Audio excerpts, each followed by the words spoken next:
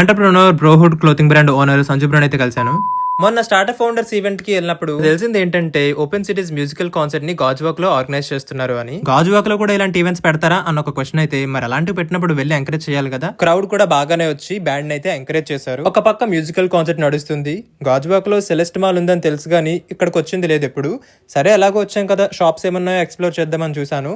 ఇక చూసిన తర్వాత షాప్ నుండి బయటికి ఒట్టి చేతులు వెళ్తే బాగుండదు కాబట్టి ఏదో ఒకటి కొందాం అనేసి ఒక స్మాల్ ఐటమ్ అయితే కొన్నాను. లైఫ్ లో హార్డ్ స్కిల్స్ ఎంత ఇంపార్టెంట్, సాఫ్ట్ స్కిల్స్ నెట్వర్కింగ్ కూడా అంతే ఇంపార్టెంట్. ఓకే 7:30 అయింది, ఇంటికి వెళ్ళిపోదాం అని స్టార్ట్ అయిపోతున్నా. ఓపెన్ సిటీ సీఈఓ అని కలిసాను. సో అలా వెళ్ళిపోతుంటే అనుకోకుండా ఎంట్రన్స్ దగ్గర Brohood CEO brand ambassador not his everything cloud kitchen start చేసి కోవా మ్యాజిక్ ఇప్పుడు బ్రోహుడ్ అనే క్లోతింగ్ బ్రాండ్ తో దూసుకెళ్ళిపోతున్నారు అనమాట. సో బ్రో స్టార్ట్ చేసిన క్లోతింగ్ బ్రాండ్ కి ఏమైనా e commerce website or application కావాలంటే మమ్మల్ని కాంటాక్ట్ అవ్వండి అనేసి మన బ్రాండ్ రియోజోన్ కూడా ప్రమోట్ చేశా. అబ్బా వాట్ ఏ డే అనుకుంటూ ఇంటికి వెళ్ళిపోతుంటే త్రోవలో ఈ పిల్లలు కనబడ్డారు అనమాట.